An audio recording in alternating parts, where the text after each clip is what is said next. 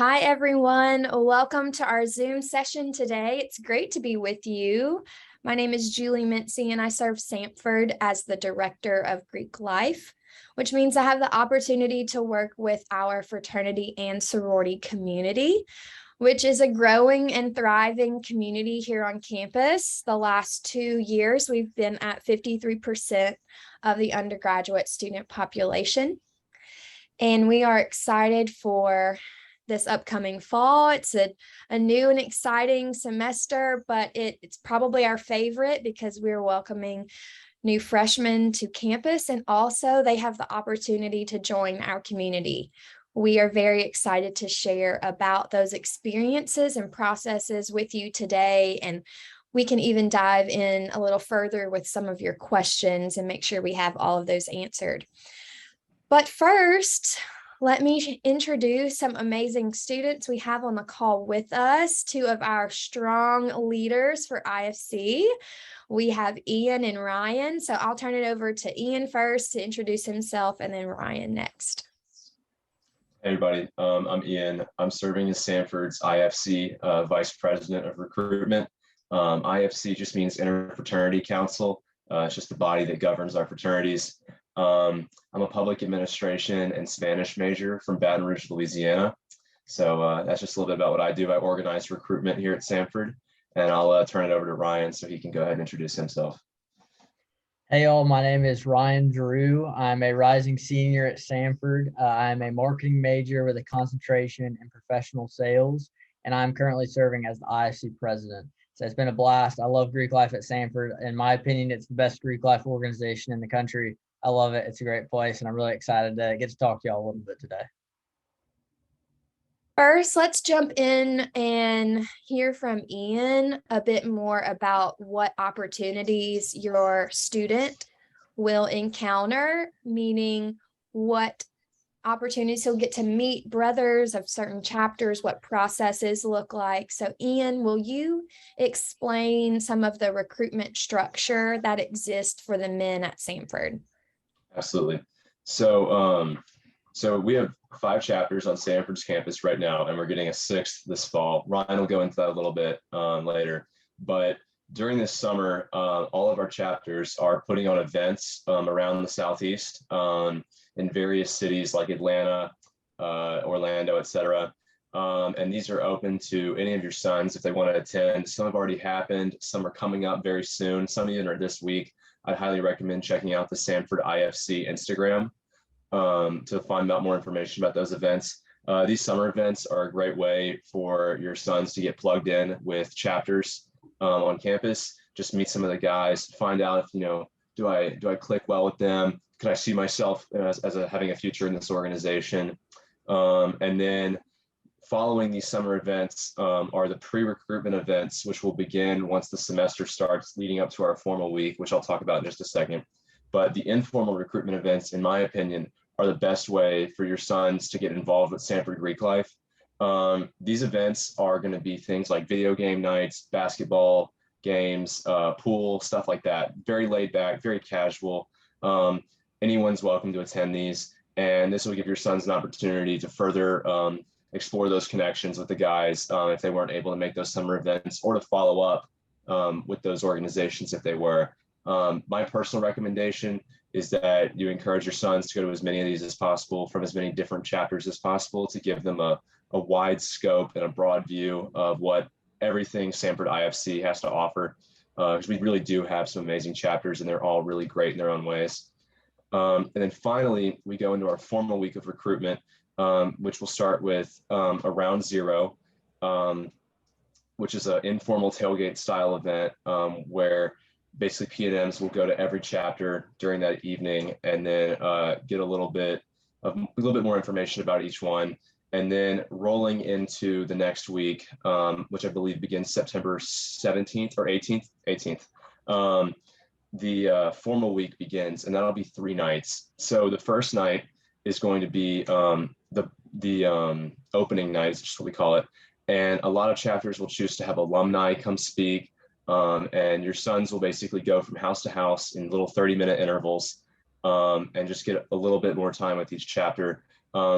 This time is less about casual conversation and, how was your summer? What are you studying? Stuff like that. And more about like talking about the morals and the ethics and the background and the standards of the chapter, and seeing how an individual's beliefs line up with those of the chapter. It's like our formal week is where we believe that like you make the serious connection with the chapters. And then going into night 2, which is Brothers Night In, your sons will be able to attend a maximum of, I believe, 3 of the 5 chapters after that night. So you'll cut away 2 after the first night minimum, and then go into the second night. And then that's Brothers Night In. There'll be a little bit longer time, again, just furthering those connections. And then finally, you have Brothers Night Out. The chapters will host off-campus events, and the P&Ms, or potential new members, will go to 2 of those nights maximum, 1 or 0 minimum, depending on how their experience goes. And they will, this is like where chapters will usually talk to, potentially interested members about how serious they are about joining the organization, about really core values, about how they see themselves fitting in, and all that kind of great stuff. So yeah, that's kind of how our structure looks. And I know that's a lot to take in. So if you guys have any questions at the end, please absolutely let me know. Absolutely. And one more note on formal recruitment. I will always advocate for going through formal recruitment no matter what. And here's why. So I feel like the worst case scenario of going through formal recruitment is that you get to the end of the week and you've made 20 new friends through the process, because it's an opportunity at Samford where you get to go to each house and you get to talk to at least 5 or 6 guys each time you go through. You move around in a recruitment group of 30 guys in your own class. So like in the freshman class.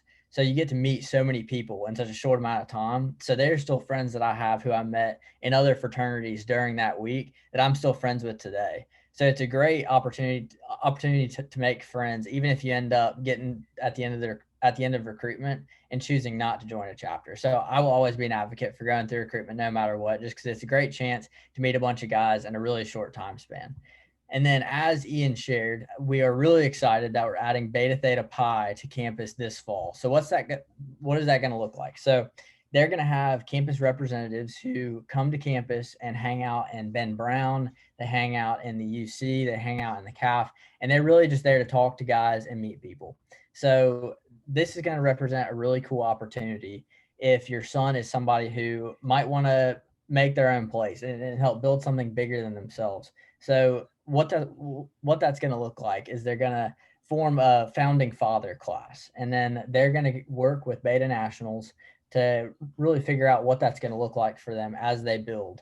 So it's going to be a really cool opportunity to branch out and kind of build something new. So if that sounds like something that your son might want to do, they actually already have an Instagram where you can DM them and learn more about what that chapter is going to be about. And then they also have summer recruitment events like Ian was talking about. So those are also really cool opportunities to learn more about what Beta Theta Pi is going to be about. But we're really excited to have them on campus and really excited to watch them grow. Awesome. So I've shared in the chat the dates of recruitment, so you can go back and see those, September 18th through the 21st, ending with bid day. And then also some links about Beta Theta Pi, their founding father process, and then the Instagram account. So now I want to point you to a resource that will be extremely helpful in regards to your son, making a choice or not for joining the Greek community. And that is on our website of samford.edu/Greek life. And it's our finances tab. So on our finances tab, you will be able to see the financial transparency document that would list all of the financial commitment and obligations that your son would have if he chooses to join an organization. We want to make sure we're very upfront and clear with those commitments so that, he might join in September, and then when the bill comes in October, everyone's ready to go and take care of that. So I just want you to make sure that you see that and have a conversation with your student about who's responsible for taking care of the student's dues. please know that the first semester of joining a fraternity will be the most expensive. There's one-time fees that go to the national organization versus the chapter dues at the local level that are one time, and that is at the very beginning of his experience. So it's his first semester. If he joins that first semester fall in the spring of 2023, he would be an active brother. And so he would fit into the active brother category for finances moving forward the rest of his way through his years and time at Samford in the organization. But be sure that you check that out. And every chapter is a little different. So, just know that, there's not one blanket answer about finances or operations for all groups. They have their own unique, ways of doing things, but we just try to provide this to at least be a starting point for all of you. The other piece that we want to share about are some next steps. So what next step can your son take if he's interested in meeting brothers in the fraternity community or getting connected with Ryan and getting connected with Ian? So Ian, would you share about the registration process and how that can be a next step for their son if they're interested? Absolutely. So we have a registration form to go through the formal recruitment process. So in and of itself, going through formal recruitment is a great experience, even if your son decides he doesn't want to join a fraternity. I met some of my best friends in my chapter and other chapters in my class just by going through the process to begin with. I believe that link is also on our website. I know I've sent that out to a lot of the guys who have filled out our interest form, but that is the next step for sure in getting signed up for the recruitment process. But the registration form will essentially just put your son on a list where I can see who's registered and we can reach out to them and contact them and let them know, kind of where they need to be and what they need to do once they get on campus. It allows us to reach them with updates about events and what's kind of happening so we can keep everybody on track. Also, in the spirit of being upfront, there is a $40 registration fee. This just covers a lot of the expenses that IFC has with setting up recruitment.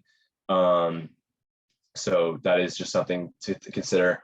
In my opinion, when I went through the process in fall 2019, best $40 I ever spent, because I would not be in the chapter I'm in now and absolutely loving my experience with Greek life and with IFC at Samford.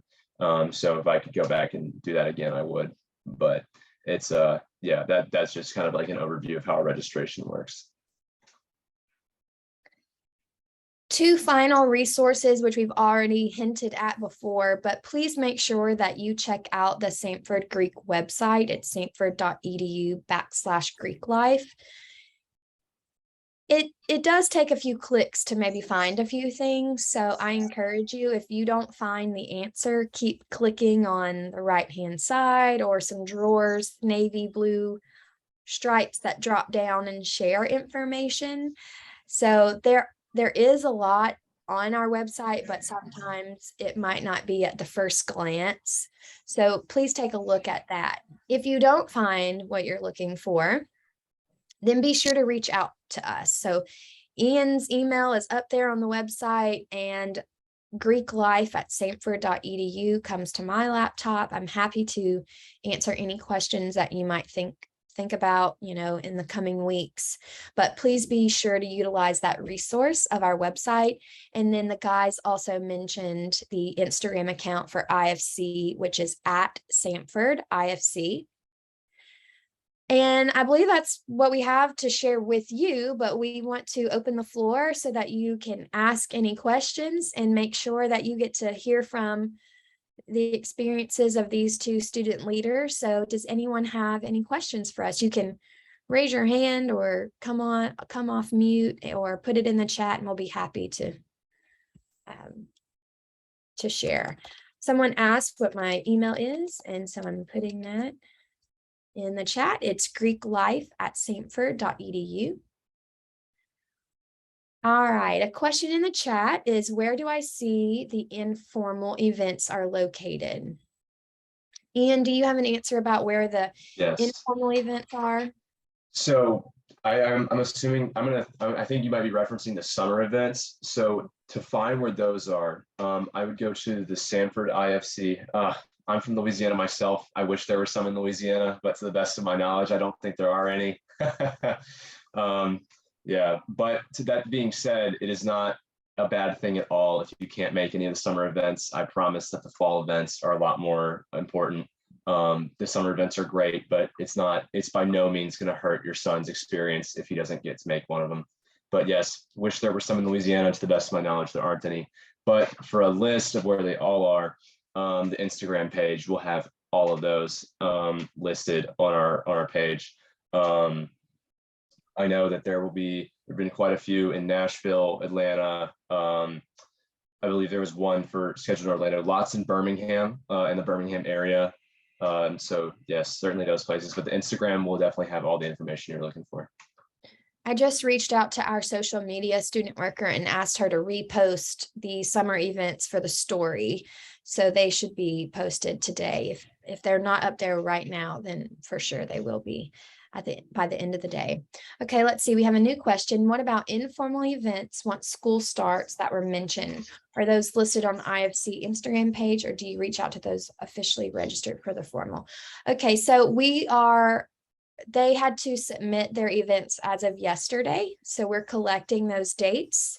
And in the next 27 days before students return to campus, we will be doing some gathering of all the dates and putting them into some marketing materials, and those will be shared out over Instagram. And yes, we can also get them up on the website, but all of the informal events that Ian really was promoting, those were due to our office as of yesterday. Right, Ian? Is it? Yes. So we asked that everybody have them in by yesterday, but we are allowing them to submit up until Friday.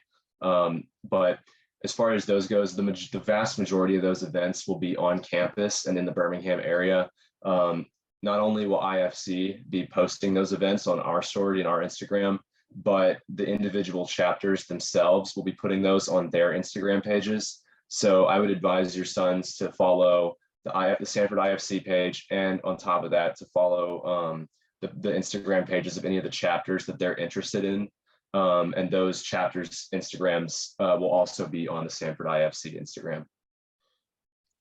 Absolutely. I want to say one of the last few posts for the IFC account was a picture of some of the Samford guys, and it listed out all of the chapters accounts, and it listed the 5 that we currently have as chapters, and then it listed the new Beta Theta Pi Instagram account. So be sure to check that out, and that's a quick way to get to all of those accounts. Okay, I have a direct message question. Let's see. Can you provide suggestions for attire for the formal recruitment events? So Ryan and Ian, will you communicate that information out, please? Okay, so for the round 0 informal tailgate, there is no dress code for that. That's a casual event. I would recommend, shorts, t-shirt, nice, nothing with like holes in it, nothing beaten up, but like, appropriate casual attire. Round 1, big switch. So starting the formal recruitment process, we want to dress in a way that shows that this is a serious process. This is important. And so all P&Ms and brothers will be wearing business professional, full suit and tie. And that'll be the first night of recruitment. And then Brothers Night In, the second night, will be a sport coat and khaki slacks. And then the third night, Brothers Night Out, will be business casual, so polo, button down, khakis or some kind of nice pants.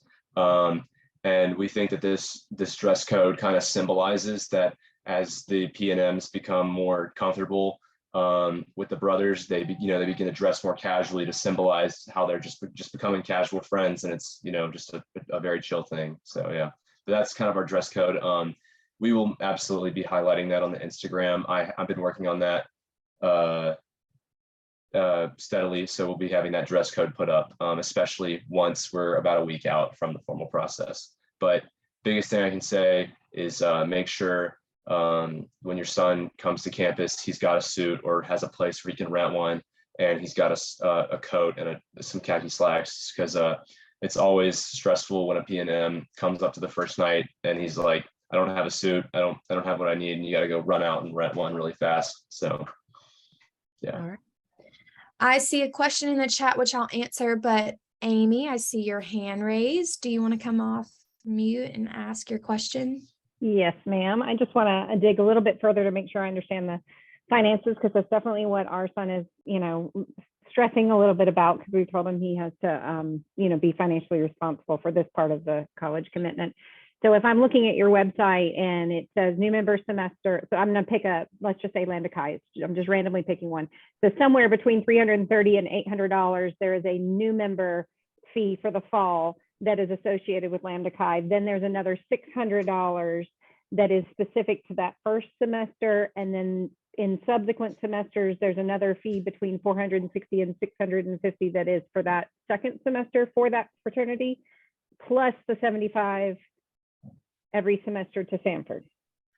So the new member semester is just a range, and then but Lambda Chi's, as you mentioned, is the 600.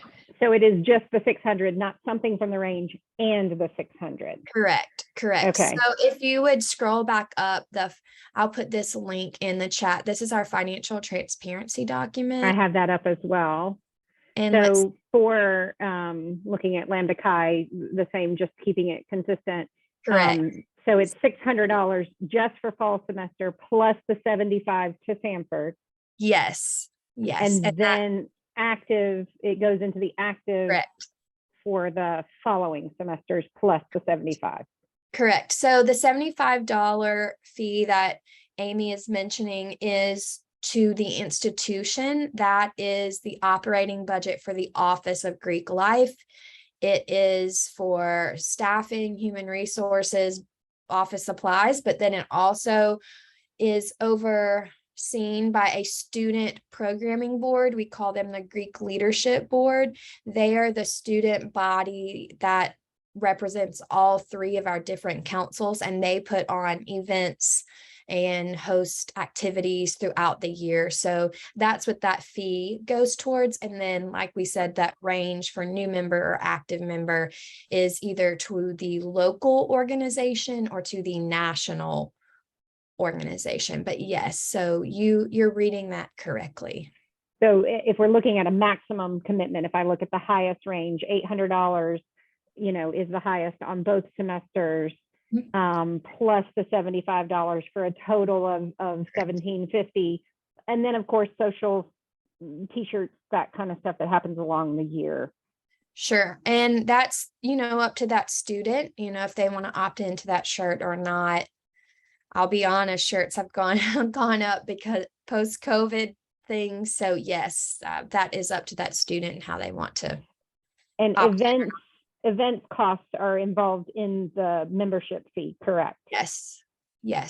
The chapter builds that into their budget. Absolutely. Thank you very much. You're welcome. Okay, one question I saw on the chat is how long is pledging? So I'm going to share a new term. We call this the new member education period. So when your student joins, they have the identity essentially of as a new member. So they're walking through the new member education program.